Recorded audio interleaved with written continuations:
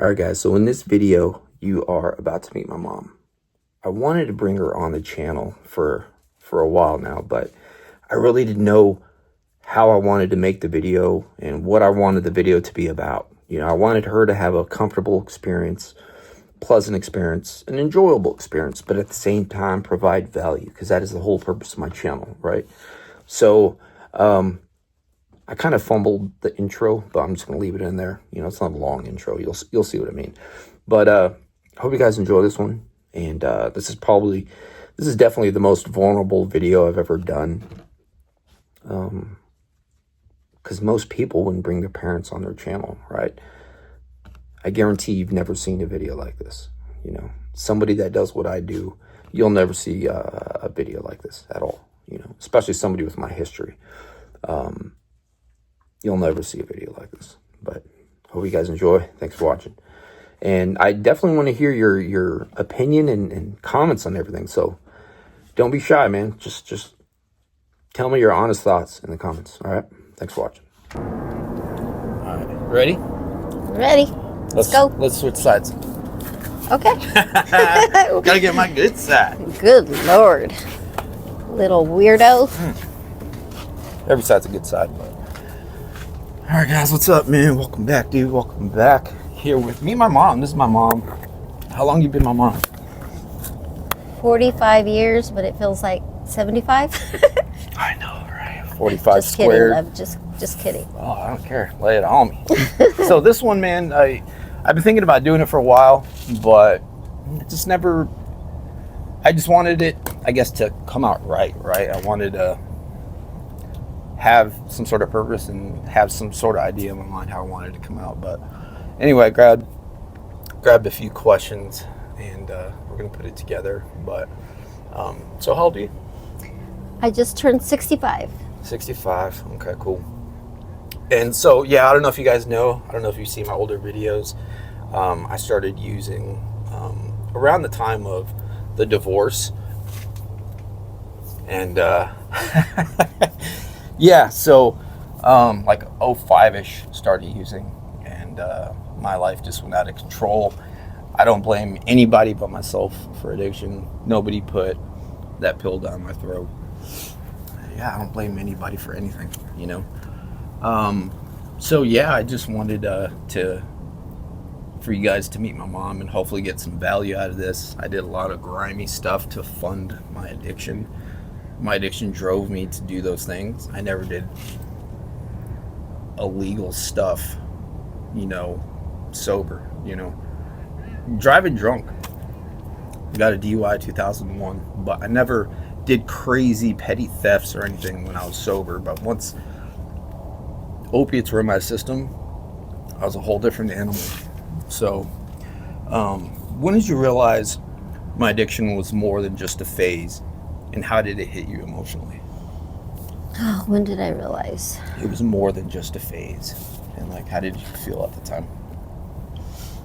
I realized, well, after finding marijuana, I kind of figured, okay, maybe it's just a phase. But then after that, when you got really skinny, I started finding things I had no idea about, straws, foils. Your manager from the hotel was calling me that Daniel took $300. What are we gonna do? So I called his dad, and his dad right away came, gave me the money, and I replaced it. I know now it wasn't a good thing to do, but I didn't want Danny to go to jail. And Javier was amazing. I didn't want Danny and him to not be friends anymore. I was enabling him. I didn't know that. I was enabling him. I kind of knew, but it's just what I did. Do you think enabling is 100% bad?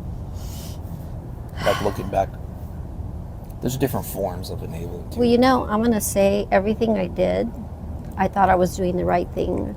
And I'm not going to say I wished I didn't do this. I wish I wouldn't have done that, because it just played out the way it played out. I knew you were addicted to something before your dad did. Your dad was in denial. I felt really bad for him because he kept saying, no, the kid wouldn't do that. He's a good kid. He always called you the kid. And I thought that was sweet. So finally, when the law got involved, his father realized it, and we started trying to work together, because you're our priority. You're our boy. Yeah, well, I had no brothers, no sisters. No. So I was all they had. I was the best and the worst kid. Yes. He was such a good boy. He was so funny. High school, he was so against drugs. Am I allowed to mention anything about the wrestling? No Yeah. names, or just... Whatever you want. So when he was on wrestling his senior year, I guess all the kids, with the exception of him, it turned out, that were doing drugs, or I don't know what they were doing, but he was the only one. Daniel was the only one that didn't do it. And the meeting was at our home, and the kids fessed up and said, DJ didn't do anything, we're the ones. And Was I there? you were there. don't All remember the that at team all. was I don't there. remember a Your lot. coach was there. Everybody, your dad and I, we were still together in our family home. And Danny stood up and says, I'm not going to do drugs. I love my body. I'm working too hard for wrestling, and I'm not going to damage anything. And that's pretty cool. And then things got yucky. Yeah. And then I was, the addiction president from there. Sometime after that. Yeah. So, how did all that make you feel emotionally, I guess, at the time? I don't know if you answered that, but... Are you asking when Yeah. things got bad? Yeah, once you realized... Well, things got bad really quick. Once you realized I was out of control. I was lost because I was going through a divorce. My son was in turmoil. I was dealing with breast cancer. It was a lot, but I had highs and lows every day. Every decision I made, I'm proud of what I made. There's days that I looked at Daniel and I just gave him a big hug, and 5 seconds later I slapped him right across the face. I'm not proud of that by any means, but it was very hard. Remember when you tried spanking my butt one time and it didn't hurt? It hurt you? Yes. Remember that time I punched a hole Yeah. and there's like 4 or 5 holes in, God, which in time, a huh? door somewhere? But that's just what our family unit looked like, our dynamic looked like. You know, It you was can't really awful. punch somebody, so the No. next nearest thing. And it's just out of frustration and anger. Yeah. You know, it's how we react. And 5 minutes later, it was like nothing happened. I never carried on being angry more than an hour or so. He's such an easy guy to get along with, and we have so much fun together. But boy, this dude drove me insane. Still does sometimes, but Yeah. When I was stealing from you to fund my habit, what was like the toughest thing you had to process? Like anger, betrayal, trust, something else? it was trust. Trust was number one. It was just, I could not leave my purse down. I could not leave anything of value in the house, because I'll guarantee you it was gone. So the trust part was very hard, and it's really nice to have trust with you again. But that fear never goes away. That PTSD that a parent gets, it never goes away. But I do try to enjoy the special Yeah. times. I'm proud of you, very proud of you. Do you think it won't go away because it was so traumatic and affected you? It affected me so bad, and it Kind was of like scarred you. a long 15 years, or maybe longer. I don't even know. But it was tough. It was long. I've it been was partying hard. since I was 19. It was Like horrible. hardcore. But opiates was a whole different beast. Yeah, that's wild. What were some of the things I took? The video we did yesterday, that was for channel members, so these people didn't see it. Okay. Just whatever comes to your head. So, you cleared my bank account twice. You stole my jewelry. The most important jewelry piece that you took was, I had Nana Opie, my mom, her wedding band. I was wearing it, and you took that. My wedding band, everything's gone. I had some Tiffany jewelry, which to me, that stuff isn't even important anymore, but it would be nice to have my mom's ring back. You stole beautiful leather boots, jackets. You pawned my TV about 5-6 times with a sweet little note. I'm sorry, Mom, I did this again. I'll get it out. And you did every time. It was scary.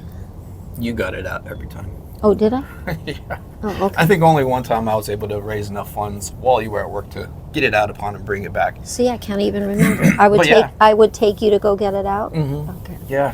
That's the Because most. I never had the cash. It's the most expensive TV ever. I still have it, and it's like, it's Yeah. probably worth about $10,000 Yeah, when seriously. it actually cost me like $400 or $500. How did my addiction change the way you see yourself as a parent? Do you ever feel like... That's a very important question, because I'm going to tell you one thing, Daniel. I don't blame myself for any of this. I watch a lot of interviews, and I have a sister that's going through this. I have a nephew on the streets right now, and she sometimes blames herself, but I don't blame myself, because he had a mom, he had a dad, he had a good life, you know. We were far from rich, but we had a home, we had cars, we had trips. He had a good life. So I don't blame myself, but you're my only child, and it broke my heart. I would have never thought my beautiful boy would have gone through drugs, jail, prison, cops with a gun at your head. Ugh, just horrible stuff. Do you ever feel like you failed me as a parent? No, Good. absolutely not, because I'm a good mama. And your dad he's a good dad. Do you have any regrets? In life in general? No, ever since you found out I was addicted, is there anything you would have done differently? Wish you would have done differently? Well, sometimes I guess the enabling, but I go to counseling myself still to this day because it helps me. And I've learned that I did the best I could. I did what I thought was right at the time. And you were my world and still are. But no, I don't think I would have done anything differently. Maybe not slug at you, your face. But I didn't Well, hit. you're Latina. I mean, that's how it is. I guess we do get a little spicy if needed.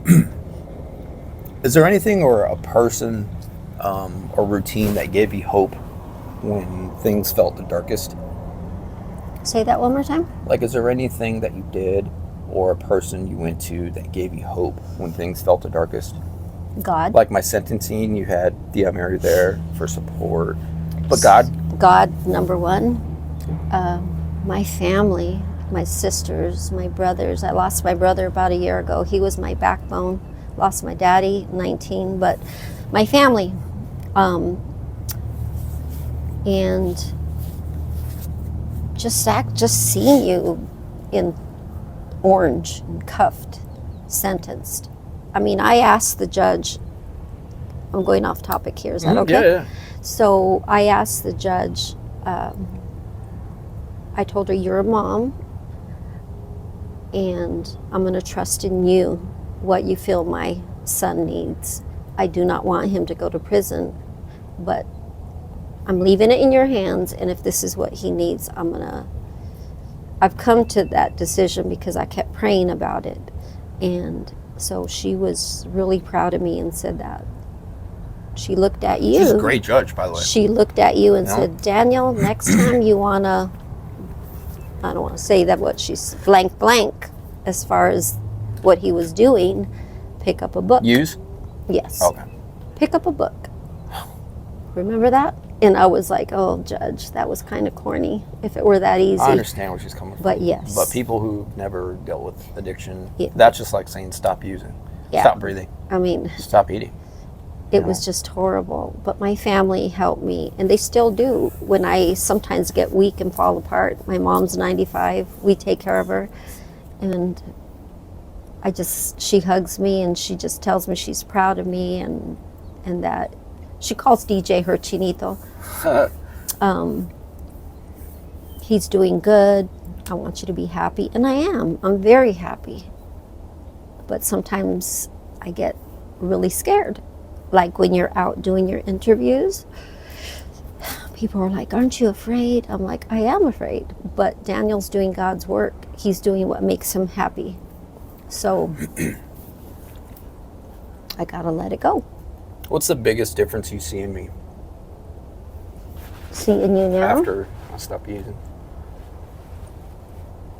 you laugh. A lot. I love You laughing. laugh a lot. Goofy. You're so silly and stupid I can talk sometimes. about myself all day. This is your Yeah, answer, my bad. he's just, let's ignore him for a little bit. But I'm his Just mom. lay it on me. I'm his mom, so we're talking about me right now. He eats. He's gained some weight. He's just a funny guy now. I mean, he's always been funny. Ever since he was a little boy, he's so silly. He thought he was Michael Jackson there for a while.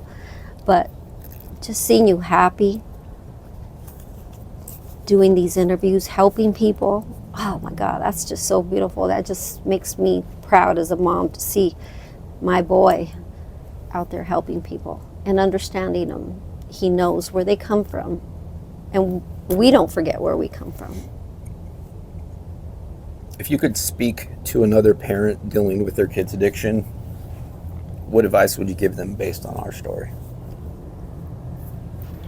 Out of everything you learned. Never give up. Keep in contact with your child. And if you lose it, you have good and bad days, but do not give up on your child. Never. A lot of people say taking them food, letting them come home and take a shower is enabling them. Well, you know what? It might be, but everybody needs to eat. Everybody needs to shower. Everybody needs to rest. This man, I mean, he's my world. So your babies are everything to you. Just don't give up. If you're angry with them, tell them what you got to say, but then get back on track. What's your take on boundaries? Oh, boundaries are insane. Right. Oh, They look different for everybody, I'm sure, depending on the situation. so what is my take on boundaries? I guess you lay them down, right? When you have that gut feeling like you need So depending on the situation, but say like if I caught you doing something that you shouldn't be doing, I would hit it right there. Get that blank blank out of my house or out of my car or out of my presence. Just get it away. You never got mad. You never had an attitude. I mean, so, but I've always been that way with you. We laugh, we're fun and everything, but you know, you respect me in the part where you know that if I say, stop what Yeah. you're doing, get it out, you go. Did you ever think I was slick when I was borrowing your stuff? Borrowing? Borrowing your Is stuff? that, you're gonna use that word? Okay. Taking? No, but one time it was hilarious. I was laying down taking a nap and you came into my room. Like it was dark and you were creeping in. Do you remember that time? A lot. You were creeping in and my purse was right by the floor. And you had already taken my debit card and you were trying to put it back. And I looked at you. What are you doing? Is what I said. You said, oh man, you caught me. And it was like, You got me. it was crazy. And it was like, you thought it was more of like a joke, like it didn't bother you as much, but you just got up and walked away. Yeah, that was basically you got me. I You got submit. me. My Bye. bad. My bad. I'll try to do something else or Try whatever. tomorrow. Yeah, Yeah. There's a lot of crazy stuff I did. yeah, a lot of crazy things. Crazy stuff. Crazy. If our story was a movie, what would you call it? And who's playing you? Someone classy like Meryl Streep, or maybe a chaotic Sandra Bullock? Sandra Bullock. Sandra Bullock. What would you What call would the I call the movie? movie? Life. Just life. Life. Life with the son on drugs. The using son. Uses. The good son. There's actually a movie called that.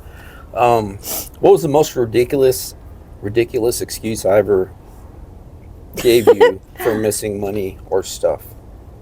What was the most ridiculous excuse I ever gave you for missing money or stuff? And did you secretly laugh at how bad it was? Well, Like when you said, "Where's my boots?" Or "Where's my purse?" Did I ever say you something never, so stupid? and no, made you laugh? never lied about it. You're like, Mom, I had to. I needed it. I had to take it. But one funny thing was I was visiting my sister and you knocked on the door and you said, hey, is my mom here? Whose house? Thea Mary's. Oh, okay. And I came out and you're like, hey, Mom, can I borrow $20? Some friends of ours are going to go play laser tag. Yeah. And I gave you the On money. the bright side, I did have a friend here that was in the Army. He was visiting for like a week or so. Did you guys play laser tag? No? I didn't. So when you left, Did I get the money? you got the money. Okay. And when you left, my godson Mark said, Nina, do you think he's really going to go play laser tag? I said, no, love. How come you gave it to me knowing that you knew I was BSing you?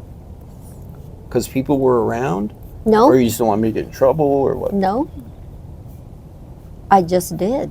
I wish I had a better answer than maybe I was maybe hoping you were going to go play laser tag. And I didn't want you to do without. Did you not want to make a scene? No, I'm not like that with my family. I mean, I am what I am. I say what I don't front anything. And they're the same way. It is what it is. Yeah.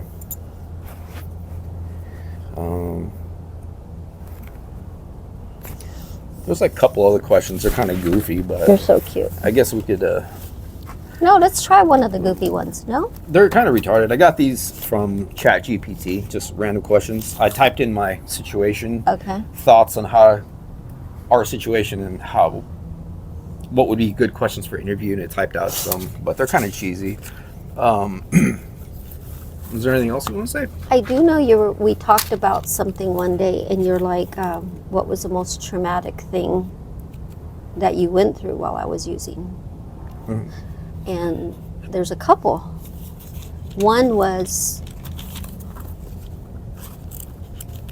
I'd never seen you actually, I don't know what kind of words I can use, but I'll just say when you were actively doing whatever you were doing, you were walking down, I heard like a noise, like a grunting, and I opened the front window. I just looked, and there you were walking down the street, and your arms were like swinging. You were like not doing good. It's the first time I've ever seen that, and it killed me. I came out the door, and I looked at you, and I just said, don't you dare come to my house like that. And you didn't even look at me. You heard me. You My arms turned are around. swinging? You were going like this, and you were like grunting, making a crazy noise. And so you just turned around and walked away, and you came maybe you came back about an hour later. There'd be times where after I would smoke, it's weird. It's like just a weird tick after you smoke. I'd smoke, and then I'd start thinking about stuff, maybe a bad situation, or like, damn, I'm screwed right now, but I need to smoke. And I'd be voicing my thoughts. So I'd be like, fuck, shit, or something like that. Kind of Just- like Tourette's almost. Yeah. Yeah. And I guess my thoughts would just be coming out like that, spazzing out. It was while I'm crazy. walking. That's I never had mental health issues. I passed all my psych tests. So it was just probably the reaction, my body's reaction to using that substance. But is that like at your highest point of being high? I think I was lit, like really, really. Yeah, that's what under I the think. influence. Yeah, bad. Yeah. Second thing was when the law got involved, when you turned into the condo in your Altima, and when you pulled in, I must have been crazy worried because I was always looking out the window.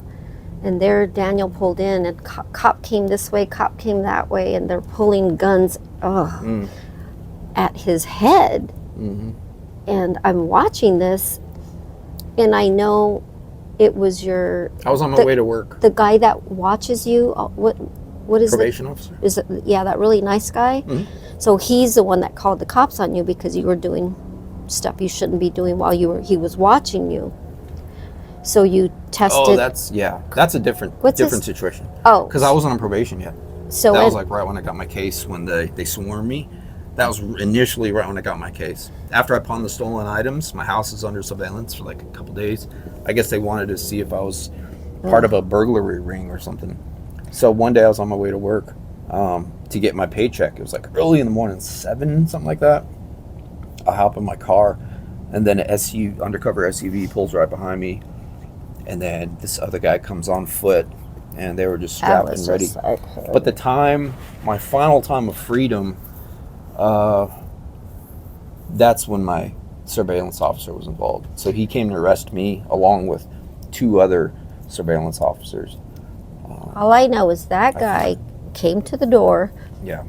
and he says, "Mom, I'm sorry." And I said, "Look, you did what you had to do." Mm-hmm.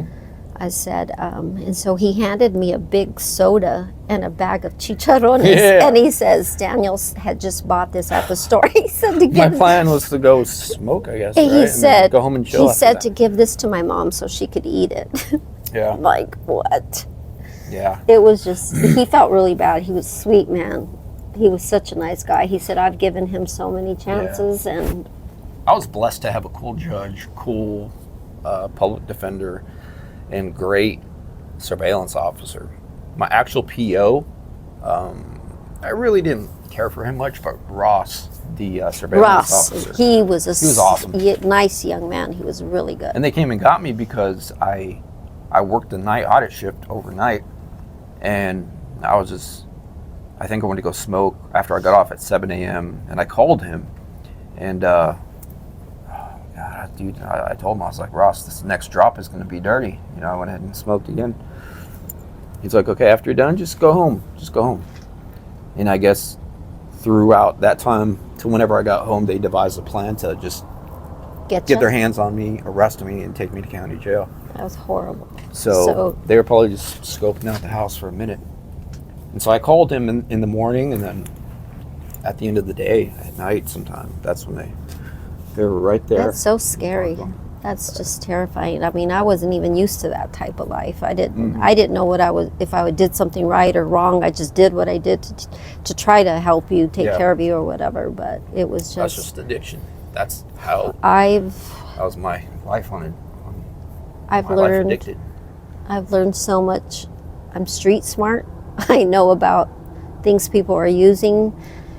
I chased him in my car from point A to point B to get what he needed. I mean, I did some crazy stuff because I was worried. And I don't know what I thought how I was gonna protect you. And you told me, "Mom, you can't do that. They're gonna kill you," and it's just awful. It's horrible. Horrible stuff. Do you have a favorite video or interviewee of mine? Say that again? Do you have a favorite video I've done or person I interviewed? Like someone that you like watching a lot? Your buddy you just lost. Oh, Zach. Yeah. Zach, I loved him. I lot of met people him love him. once, and I was looking for my nephew, Diego, and here comes Zach wheeling down the street, and I go, "Hey, Zach," and he's like, "Hey, do I know you?" I said, "I'm Daniel's mom." He goes, "Hey, Mom, come give me a hug." Yeah. So, yeah, I love Zach. He was a sweet boy. Yeah, he's cool. I've missed the dude, man. Oh, I know. A lot of people, I get some weird, not weird, but like random comments, which I understand from them, the viewers, is they miss hearing Zach and I talk because we just got along so well. It's just like two You friends. guys were two buddies. You were buddies. Yeah. I And mean, they just miss just watching us, and listening to us. I would sit.